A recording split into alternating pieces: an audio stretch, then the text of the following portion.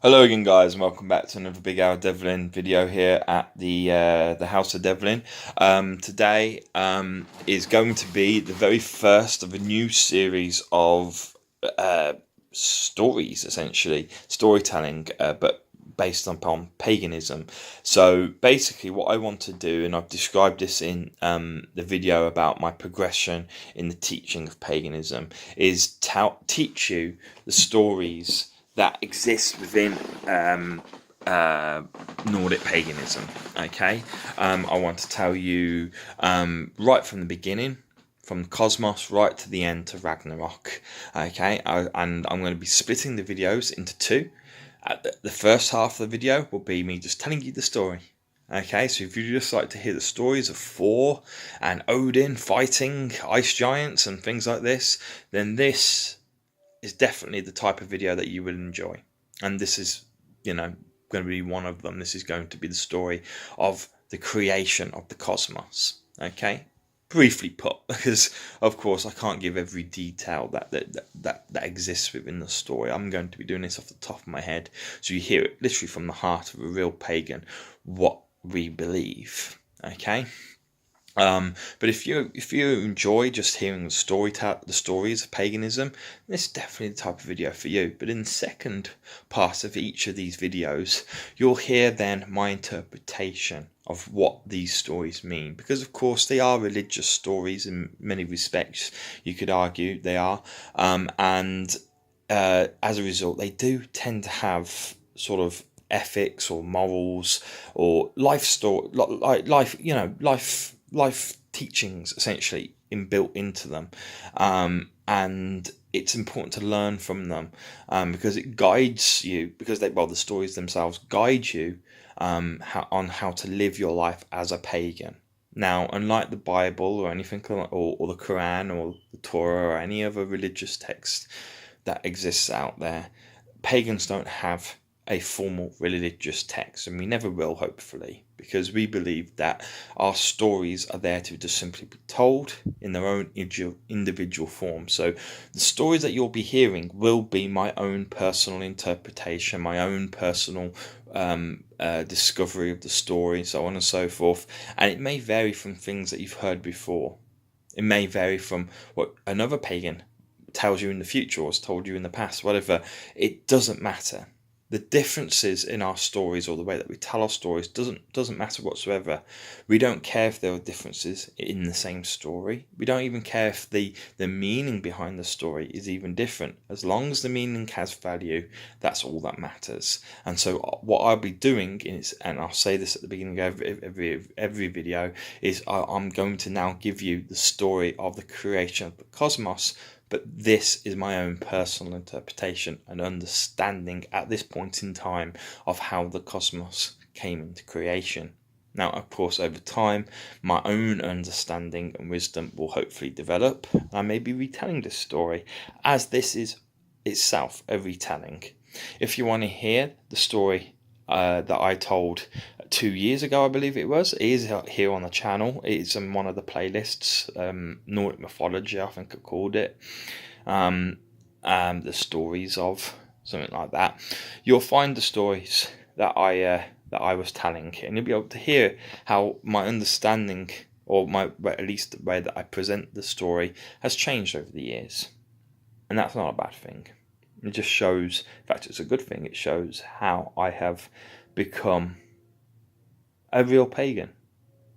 I've gone from a neolite, so a new person, so to speak, a noob, to something a little bit more experienced. I'm not going to say I'm an expert, because I'm not, but we're getting there, step by step. Another 50 years or so, I might be an expert. Okay then. So, are you sitting comfortably? I suppose I should first ask. So, I'm going to be telling you the story of the origin of the cosmos. But at first, I must ask you, what is the cosmos? Is it simply the world around us? Does it include the stars, the sun? What does it include? Well, I could go into detail exactly what the cosmos is. It's very much defined within Nordic mythology and Nordic belief systems what is in the cosmos and its constituent parts. And I'll do another video describing in detail everything that's in the cosmos. But the cosmos is basically everything. Everything that is part of creation. Even the destructive parts. Because of course, everything that lives in the universe has been created, but it could be creative in its own right, or it could be destructive in its own right. So it doesn't matter whether it's creative or destructive. If it's part of both the material and the spiritual realm, it's part of the cosmos, okay? And so that's the important bit. The material realm and the spiritual realm. The cosmos includes both those aspects, okay? So it includes the heavens and it includes the realms of men, okay? Now, how did it all come into creation? Well, at the very beginning, there was basically a whole lot of nothingness, just like how is believed in modern day science. There was nothing, and then there was a big bang, and then there was everything. The Vikings, or the Nordic, ancient Norse people, believed in pretty much the same thing, that there was a great expanse of nothingness. And the way that it's often described is that it is a place where not even silence exists. A place where not only where darkness exists. Not darkness and silence don't even exist in this place. It's chaos, pure chaos, and there is literally nothing there. Now, how you may ask, how can silence not exist? How can darkness not exist? Because these are simply the absence of things. But that's the point. They're the absence of something, so they themselves then become something. They can be defined. Gununganap is the name that we give to this chaos in traditional stories. And Gununganap is, as I say, this just we can't comprehend what it is, because none of us have ever experienced nothingness. Okay? And we never will, most likely. Until perhaps Ragnarok comes along and destroys us all, but that's another thing altogether. Okay? So, the vast majority of the cosmos at the beginning was this Gununganap, this nothingness. However, they did exist at the poles of this nothingness, two spiritual realms, okay, Niflheim and Muspelheim, the land of ice or elemental ice, and the land of fire or elemental fire. And now I say of all elemental fire because that's its official term. We would just call them today, under modern language, the land of ice and the land of fire. Okay. Now it is important to note that, of course, Muspelheim and Niflheim are essentially within Viking mythology and Nordic paganism considered to be spiritual in nature. They are not material, okay? They are not something which we can interact with as men whilst bound to our bodies. We must be dead to get into those realms. Our spirits can go there, but not us. And our spirits probably wouldn't want to go there because they're not the nicest of places, okay?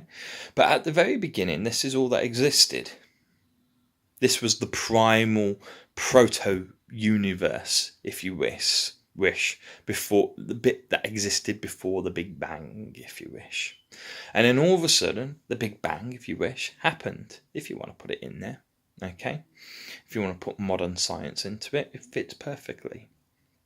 But essentially, what happened was, for some strange reason, we don't know why, we don't understand or know the reason why, but the realms that existed, the realms of ice, the realms of fire, suddenly started to expand towards one another. And even though it took over millennia, eons of time, because these two realms were separated by eons of distance, eventually, when two things move towards one another, they will eventually find one another. That's exactly what happened. The two realms collided with one another. Ice met fire and fire met ice. And where the ice met fire, steam billowed into the skies. And where fire met ice, water was formed, and great and mighty streams and oceans were formed. Well, it was at this point, when the fires and the ices met, or more specifically, where I think I said it was where the fire meets the ice, where the water was formed, we see the formation of the very first life form, the very first god, Ymir, the father of the giants. He was formed in the waters that were created when the ice of Niflheim was melted by the fire of Muspelheim. However, at this point he laid there dormant. He laid there, this immense being, as a boundary between the realms, if you wish. He was huge. And he was unique amongst the gods. Not only was he the first of all the gods, the first of all life, if you wish, but he himself had the power to give a life, but without the need of a partner. He was hermaphrodite. And don't take that hermaphrodite thing too seriously. It's just really a representation of the fact that he did not need a wife or a lover to produce a life. He simply sweated, and from that sweat sprung giants, gods themselves in their very own right.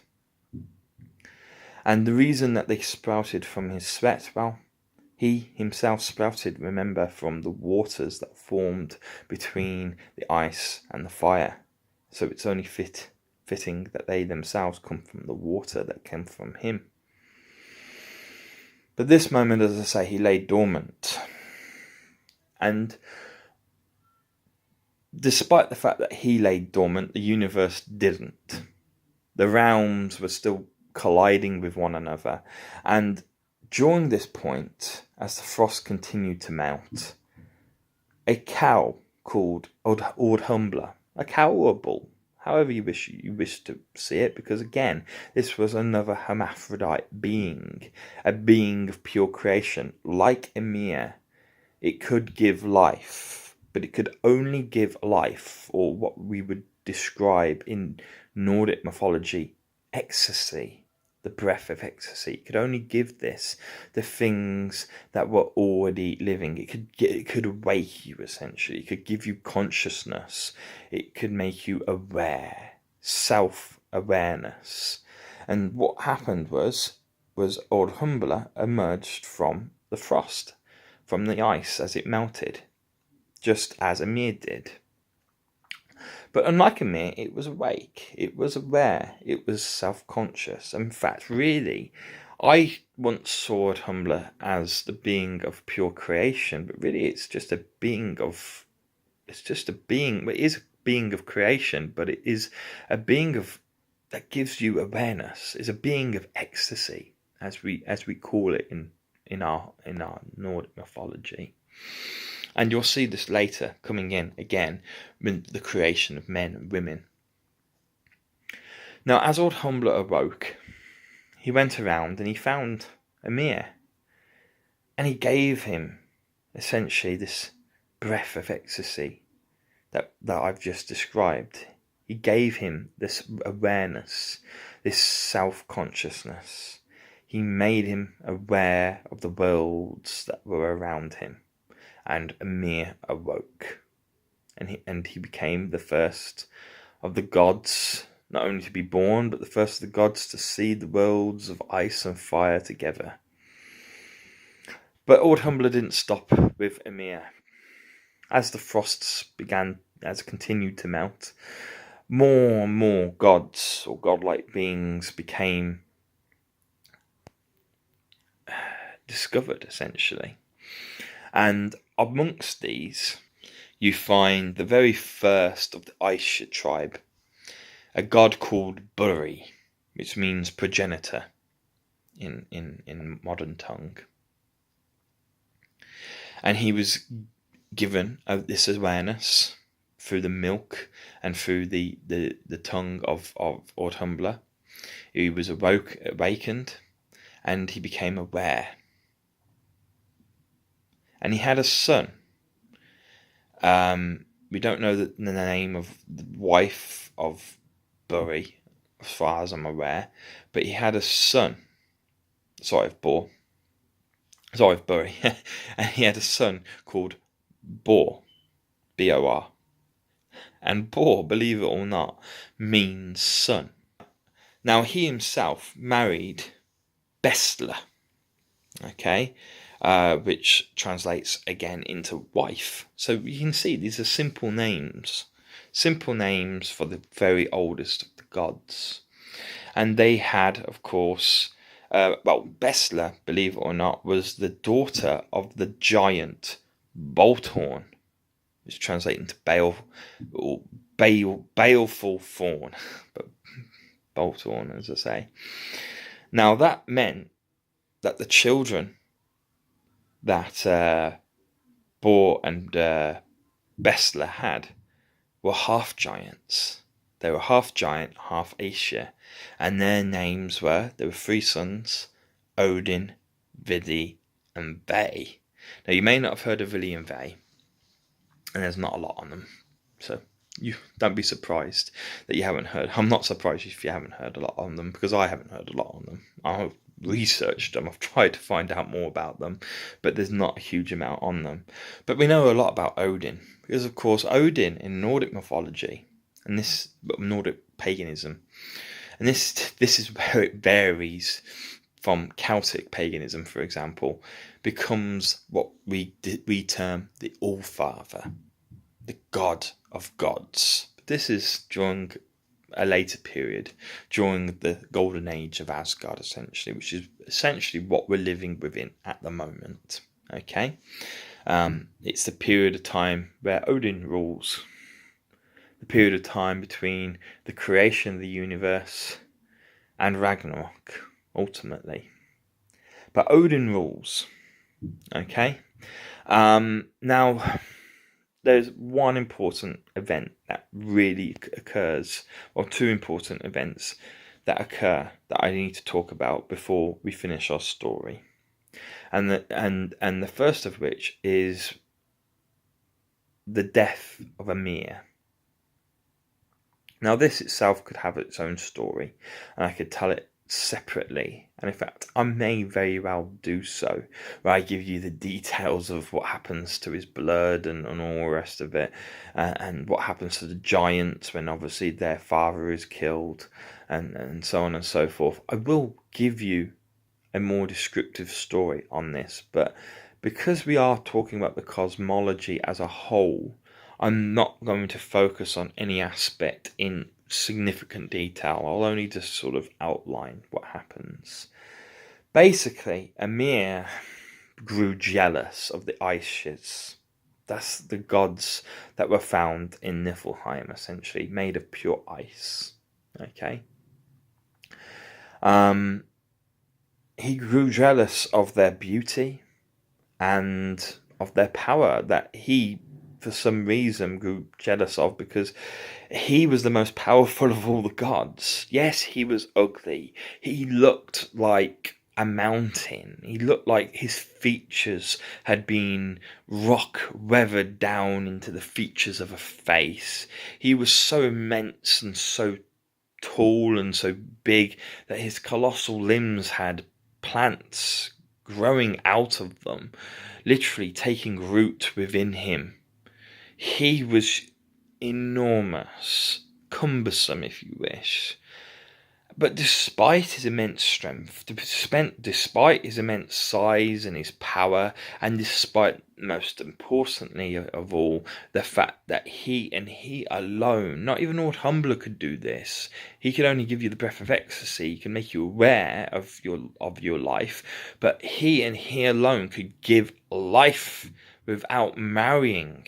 He didn't need a partner. He had the ultimate gift, the gift of creation, the gift of pure life itself, which, as you'll see, within Nordic paganism, that's a big fucking deal. because life is magic, and magic is life, and it's all in a cycle. Without life, if he had remained, Ragnarok may never have occurred, because there would have been a continual supply of life. It's only because essentially life ultimately destroys itself. Anyway, I'm not going to get into the Ragnarok thing. I've stopped sidetracking myself there. But ultimately, what I'm trying to say is that Ymir was loved, and he didn't realise it. He was loved and admired by the Aesir. The Aesir saw the beauty of his power. They saw it as something to be admired, something to be valued. But he become consumed with jealousy, and just like most human beings, when you're consumed with jealousy, you simply do not see your own beauty, your own power. You don't see what you have, you only see what others have. Okay, and I suppose actually, to be precise in linguistically, he was consumed with envy, not jealousy. He wasn't afraid of losing anything. He became envious, as I say, of what other people had, and he wanted it. He wanted the beauty of the Aesir, and he knew he could never have it. And so he was becoming more destructive, more violent in nature, and it was obvious to the Aesir tribes that he was going to start killing. He was going to start destroying and doing, irreversible acts of destruction. And so, with heavy hearts, as I said, the Aesir loved Ymir because they could see, as I say, the beauty of his creative ability. But they loved Ymir, and they looked upon him with heavy hearts, but they made a decision. Ymir had to go. Ymir had to die. And so in an epic clash, an epic battle, Odin, Vili and Ve, the three grandsons of Buri, the original Aesir, destroy Ymir. I mean, in fact, in theory, you may even say he's their grandfather, because, as I say, there were half giants. They were related to Ymir, so there's even a bloodline reason why they would not want to hurt Ymir, but they killed him. But in their love for him, instead of just simply leaving his corpse in the gap between the two realms of Niflheim and Muspelheim, they decide to instead create a new realm, a realm called Midgard. And they did this to honour Ymir, so that he could live on in at least some way, in some form, and he could be beautiful, the thing that he wanted first, but he craved the most. He wanted the beauty of the Aesir, so they created a beautiful world that we of course call now Earth. But back in the original stories, we knew Earth as the term Midgard, which essentially just means the middle realm. Okay, and within Midgard, they took, his blood and created oceans, and they took his bones and created mountains. They took his skull and propped it up with four dwarfs. They asked the four dwarfs called North, East, South, and West to hold his skull up to create the sky, and they took his brains and created the clouds. I could go on. But ultimately what happened was they created this beautiful world that we live in. You only have to look outside the window and see the beautiful blue skies and the green grass and everything. This is a beautiful world that we live on, especially when you look upon the other worlds that are around us. This is perhaps the most beautiful world that you have ever and will ever see. Perhaps it's the most beautiful world in the universe itself, but it was made in the image of Asgard. Perhaps that's why it's so beautiful, but it was made in the image of Asgard, in not just the way it looked, but also more so in the fact that it was going to be of what we will learn later of the Innengard. That is, it was to be a civilized world, a world of order, a world of law, a world where there are rules.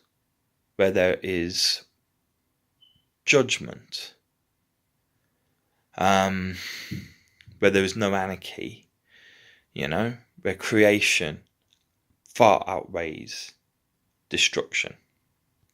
And as Vili and Ve left, Odin remained on Midgard, obviously heavy in heart at destroying something which he saw as beautiful, a beautiful god. And of course, this death was irreversible. I mean, there was nothing they could do about it. He was dead. And he felt that it was still not enough just to simply create a world out of this immense being. And so he saw, as he was contemplating all this, come onto the shore 2 tree trunks, and they were placed upon the beach by the waves. And so he went down to the beach and he took these tree trunks and he began to carve into the wood the shapes of both man and woman. And into the ash tree, which he breathed into it the breath of ecstasy, and he created man. And into the elm tree or the birch tree, I mean, it varies between stories, so it could be either or, but I would know it as an elm tree. Into the elm tree, they breathe, or Odin breathes, again, the breath of ecstasy, the same breath that Humbler had given to all the gods. He gave us that essence, that self-awareness. He gave woman self-awareness. And so Ask, who just simply means ash, i.e. an ash tree in the old language, and Embla, which can mean elm, but the translation's a bit iffy on that one.